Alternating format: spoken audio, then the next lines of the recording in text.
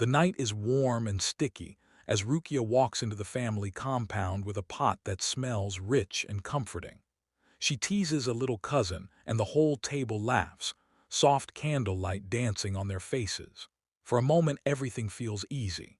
Then Mama Halima lifts her head, smooths her wrapper, and says in a cold, clear voice that Rukia embarrasses the family. The words hit the room so hard that even the crickets outside seem to stop. Rukia's smile drops. She lets out a small, shocked laugh that dies in her throat. Isah freezes with his fork halfway to his mouth. Neighbors stare, some shifting in their seats, others whispering behind their hands. Rukia sets the pot down with shaking fingers, her eyes stinging as she tries not to cry in front of everyone. The air feels tight, as if the candles themselves have gone still. When she cannot hold the weight any longer, she walks out into the garden. There in the dark, she lets out a tiny sob, pressing a hand to her mouth. The shame burns, but beneath it she feels a new, strange spark rising inside her, something she does not yet understand but cannot ignore. Rumors moved through Kijani Market like tiny threads that refused to die, and everywhere Rukia walked she felt those threads brush against her skin. People who once called her sister now lowered their voices the second they saw her. A friend would smile at her, then quickly look away as if the smile itself might get her in trouble. A fruit seller would sigh with sympathy, start to speak, then step back as if he was afraid of choosing the wrong side. Even the children felt the change.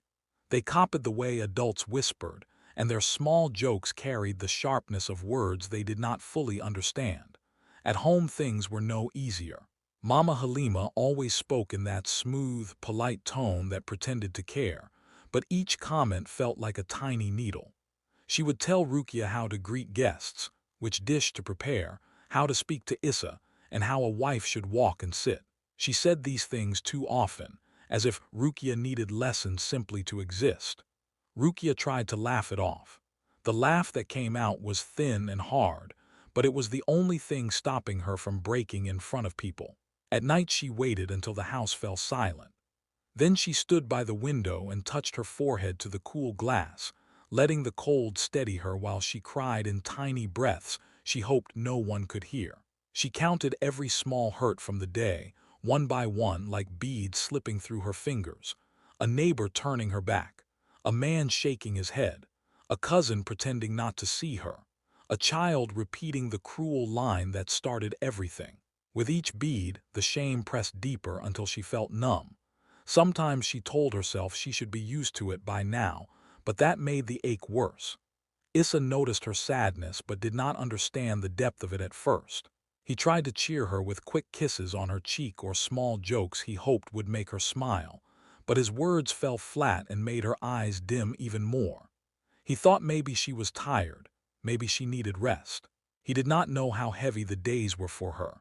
Then one night he woke to a soft sound. At first he thought it was the wind. When he turned, he saw Rukia sitting up with her back to him, her shoulders shaking. She wiped her face quickly as if she wanted to hide the tears, but it was too late. The pain in her silence cut through him in a way her spoken words never had. He sat up and touched her shoulder and felt her tremble beneath his hand. In that moment something shifted in him.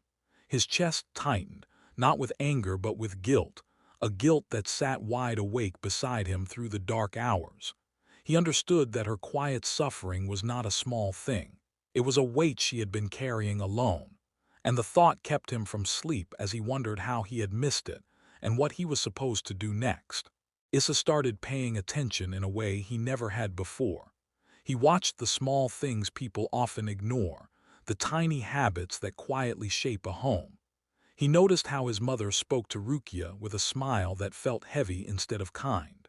Each compliment had a hidden sting in it, and he began to see how Rukia's shoulders tensed every time. At meals Mama Halima would shift chairs around, pretending it was nothing, but somehow Rukia always ended up farther from the center of the table, almost like she was an extra guest instead of part of the family. Rukia never said anything. She only gave a small, polite smile and folded her hands in her lap, though he could see her fingers pressed tight together. One warm afternoon, the house was full of relatives. People talked over each other, cups clinked, and the smell of frying plantain drifted through the open door. Mama Halima sat proudly among them, speaking as if she carried the final word on every matter. She glanced at Rukia and muttered another comment about family reputation, letting the words float around the room as if they were casual truth. This time, Issa felt something inside him stop. He looked at his mother, then at Rukia, who lowered her eyes like she was shrinking into herself. Issa set his cup of tea down. The sound was soft but sharp enough to make a few people pause. He lifted his head and, without smiling or softening his tone, asked, "Who embarrasses whom?" His voice was calm, steady, and clear. He did not raise it.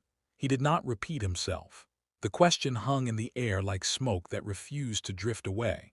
The room fell still. A cousin froze mid-sentence. A neighbor's spoon hovered above her plate. It was so quiet that the ticking of the old clock in the hallway sounded loud. Rukia let out a tiny laugh that broke in the middle, a sound mixed with relief and disbelief, as if someone had just opened a window she thought was locked forever. Her eyes flicked toward Issa, surprised that he had said the thing she had swallowed for so long. Mama Halima blinked fast. Her mouth opened, then closed again. She tried to draw herself up, but her words stumbled as she searched for an excuse that no longer fit. She looked around for support, expecting the usual nods and murmurs, but no one moved. People stared at their hands or their cups, unwilling to take her side when the truth had been spoken aloud. Issa did not look away. He sat still, his calm turning into a quiet wall she could not push through. His question did not shout, yet it hit harder than any argument. It forced everyone to see what had been happening for months. It made the room look at Rukia not as the source of trouble, but as the one who had carried the weight of someone else's pride. Mama Halima's face tightened, her pride twisting into confusion. For the first time, her rehearsed lines failed her. She saw her son looking at her not with anger, but with a steady disappointment that felt even sharper. In that silent moment, the old pattern cracked. The family saw it. Rukia saw it. And Mama Halima, with all her authority, felt the truth pressing against her in a way she could not push aside. Nothing dramatic happened next, but something shifted in the air, like the first sign of rain after a long dry season, and everyone knew the house would not be the same again. Issa did not fight with loud words or angry speeches. Instead, he watched, slowly and carefully, the way a person watches a story they finally want to understand. He saw things he had missed before, small everyday moments that showed who Rukia truly was. In the mornings, she greeted the old neighbors first, always asking how they slept, even if she was tired herself. When children ran by the gate, she knelt to tie a loose shoelace or wipe a dusty face without making a big deal out of it. Even the stray dogs knew her kindness. They slept near the door because she always left a little food for them, whispering, "Eat, my friends," as if she didn't want anyone to notice. One evening, Issa watched her slip a warm piece of bread onto the widow's doorstep and walk away quietly before the woman could open the door. On another day, he saw her carry a cup of hot tea to a sick neighbor and sit with them until their breathing slowed. She never took pictures, never told anyone what she did. These acts were not for praise. They came from a heart that simply cared. Inside the house, Issa found things he had forgotten. Little notes she had tucked into his pockets over the years. One said, "Don't forget to drink water." Another said, "Buy tomatoes," with a tiny heart squeezed into the corner. One note made him stop and smile for a long time. It said, "Come home early," with a round sun drawn beside the words, as if their home was the warm place she waited in. He read each note slowly, his chest tightening with a mix of love and regret. He remembered the silly poem she had written for him once, a poem so funny and strange that he had laughed until tears came. As the memory returned, he laughed again, but this time the laughter grew soft and his eyes filled. Issa began to collect these little proofs in his mind, not to use them as weapons, but to understand the truth of the woman he married. He wanted to see her clearly, without the fog of rumors, pride, or old family habits. Every gesture he saw, every memory he recalled, built a different picture than the one people whispered about. It was a picture of a woman who gave more than she ever took, who helped without waiting for thanks, who loved quietly but deeply. Day by day, he carried these moments like stones that built a path back to what mattered. He started talking to neighbors, listening to the things they said when they thought she was not around. A child told him how Rukia fixed his torn shirt. A woman said Rukia sat with her when she was too sad to speak. A boy laughed while saying she once chased a chicken for him because he was afraid. These small stories gathered in Issa's heart like tiny lights. With each story he felt a rising strength, not loud but steady. He was building something, a truth big enough to break the old lies. He wanted his family to see Rukia the way he now saw her, with clear eyes and an open heart. Step by step, act by act, he shaped a quiet case for her worth, one that no rumor could erase. Issa chose a quiet evening for the family meeting. He did not want drama or shouting. He wanted everyone to see clearly, without noise getting in the way. The living room filled slowly with relatives, cousins, neighbors who happened to be nearby, and a few elders who always came when family matters were discussed. The air felt tight, as if the walls themselves were waiting. Issa sat in the middle, Rukia on one side, Mama Halima on the other. Rukia kept her eyes low, her hands clasped together. Mama Halima sat stiff, her chin lifted in her usual proud way, expecting another round where she controlled the story.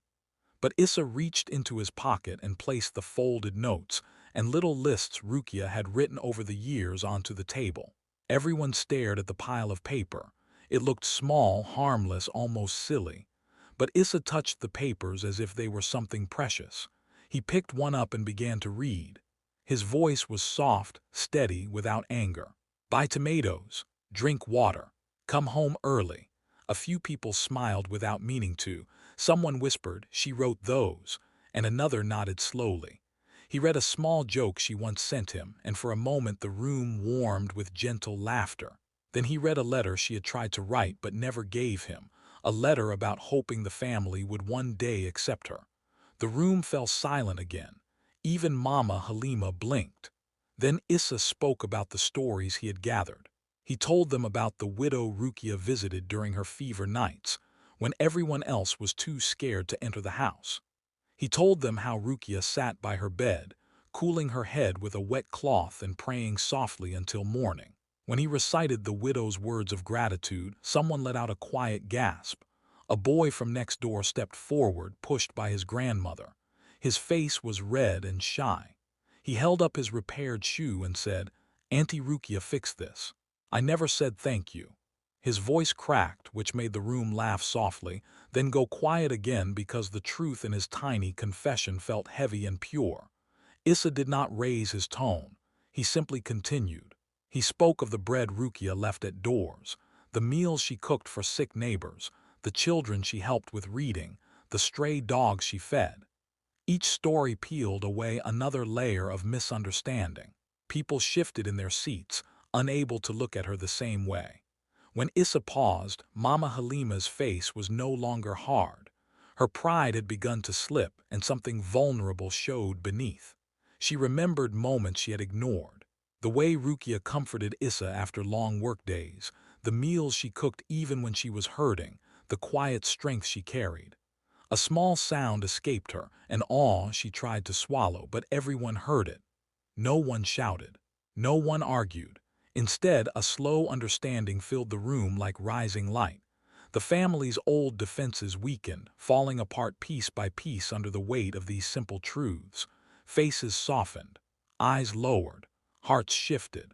In that moment, apologies did not need loud words. They entered gently, through silence, through breathing, through the soft breaking of old pride. And for the first time, everyone saw Rukia not as a problem, but as the quiet heart of the home they had failed to recognize. The days after the meeting were not soft or easy. At first it seemed like the house breathed in a new understanding, but people do not change all at once. Some relatives began whispering the moment Issa walked out of the room. They said he was young, too emotional, that he had been blinded by love. They said children always choose sides in the end. A few warned that family reputation was fragile and that Rukia's place in the home was still questionable. These voices were quiet but sharp, and they floated through the compound like smoke that refused to clear. Mama Halima did not speak much. She no longer scolded Rukia, but she did not soften immediately either. Her silence felt heavy, like she was trying to understand her own thoughts and refusing help at the same time. Old friends visited and asked pointed questions, trying to stir her pride again. She nodded politely but kept her lips tight, unsure of what to say. Outside the home, Rukia faced mixed reactions. Some acquaintances still stiffened when she passed, giving her cold nods or pretending to be busy with their phones. Children who once teased her now watched her carefully, unsure which version of her to believe. But strange kindness also appeared. One morning, a neighbor who once stared at her with judgment arrived holding a steaming pot of soup. Rukia tried to pay, but the woman shook her head and said, "No, this is for you." Rukia laughed in surprise, a laugh that sounded a little wild because she did not expect generosity from someone who had once joined the Whispers. Through all of this, Isah stayed close, not in dramatic ways but in steady, everyday gestures that spoke louder than speeches. He walked with her to the market, holding her hand in plain view. When her bags grew heavy, he carried them without waiting to be asked. When a cousin tried to make a snide remark, Isah replied with a sharp joke that made Rukia snort so loudly the whole room burst into laughter. Those moments made her feel seen in a new way, as if he was rewriting the rhythm of their home with small acts of loyalty. But even with his support, some nights were hard. There were evenings when Rukia held herself together all day only to fall apart in their room. She would bury her face in Issa's shoulder and cry softly, letting out the weight she tried to hide from others. He never told her to stop or tried to rush her sadness.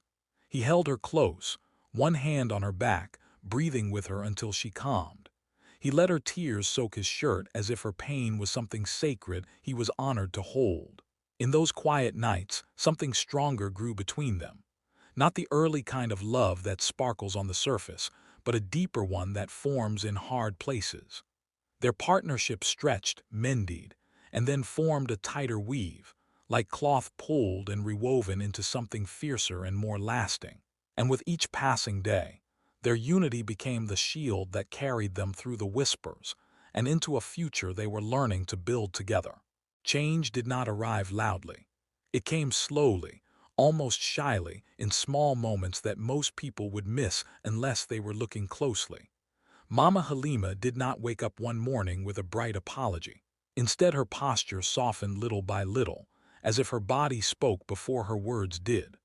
One afternoon, without saying anything, she placed an extra plate of food in front of Rukia. She acted as if it was nothing, but the quiet gesture held a weight that made Rukia blink in surprise. On another day, Mama Halima opened her mouth to correct Rukia, then paused, closed it gently, and tried again with a softer tone. It was small, but it felt like a door opening a crack. Sometimes Mama Halima stayed near the kitchen when Rukia was sewing. She did not speak. She did not give instructions. She just sat beside her, letting the silence between them settle into something almost peaceful. One morning they both reached for a photo that had fallen from a drawer. It showed Rukia at the village school on reading day, surrounded by smiling children. For a moment they stared at the picture together. Then, without planning to, they both let out a tiny laugh. It was awkward and unsure but still warm, like the first flame of trust being lit. Isah watched all this from a distance, and each small shift made his chest swell. He saw the way Rukia's shoulders loosened when Mama Halima chose kinder words. He noticed the way his mother sometimes followed Rukia with her eyes, not in judgment but in thought, as if she was trying to understand her all over again. These tiny gestures brought a relief so deep that Isah sometimes had to bite the inside of his cheek to keep his emotions steady. And beyond the home, the community quietly changed too. Neighbors who once whispered now found reasons to defend Rukia, At market stalls, people spoke up when someone made an unfair comment. Someone would say, "You don't know her heart," and others would nod. Children who once copied the hush of the adults began copying Rukia's cheerful greetings instead. They waved at her with bright eyes, calling her name with confidence, no longer afraid to show kindness in public. There was a day when an old friend stopped Rukia near the well. The woman held her hand and said, "Aw," in a soft, honest way, the kind that feels like a warm cloth on a wound. She told Rukia she loved the way her laugh now came out freely, no longer held behind her teeth. Rukia's face broke into a smile, the kind that brought light to her eyes. The change was not perfect. It was not fast. But it was real. It grew in the gentle pauses, the small plates offered, the shared glances, and the way people began to mirror Rukia's kindness instead of fearing it. Each humble gesture stitched itself into the family, rewriting old stories with new thread until something tender began to take shape. A beginning, quiet but full of hope. Months later, the family gathered in Bala village under the shade of a blooming jacaranda tree. The air felt light, almost sweet, as people prepared food and chatted in small groups. When Rukia walked in carrying a platter, something unexpected happened. One by one, without anyone planning it, everyone stood up. Chairs scraped the ground, conversations paused, and every face turned toward her with real respect. The sight hit Rukia so suddenly that she almost dropped the platter. Her laugh came out bright and shaky, and tears gathered at the corners of her eyes because she had never imagined this moment. Isah stood beside her, proud in a quiet way, watching the joy rise in her face. Mama Halima stepped forward slowly, as if each step was a careful decision. She stopped in front of Rukia and looked at her with eyes that were no longer hard. When she finally spoke, her voice trembled. "I was wrong." There was no anger in it, no pride, only truth. The words were small, but they felt heavy, like stones being lifted off both their hearts. Rukia reached out and held her hand, and for a brief moment both women let all their walls fall. They breathed the same air of peace they had been waiting for. Rukia let out a soft laugh that turned warm and teary. Isah stood behind her smiling, steady and full of love. Mama Halima wiped her cheek with the back of her hand, not hiding the emotion this time. Around them the courtyard filled with gentle sounds, real laughter, soft sighs, an awe or two from the elders. In that moment it became clear that Issa's simple question had changed everything. It had exposed the truth, healed old wounds, and reminded them all who they could become when they chose kindness over pride. And Rukia, with shining eyes and a heart finally at ease, stood at the center of a story rewritten by love.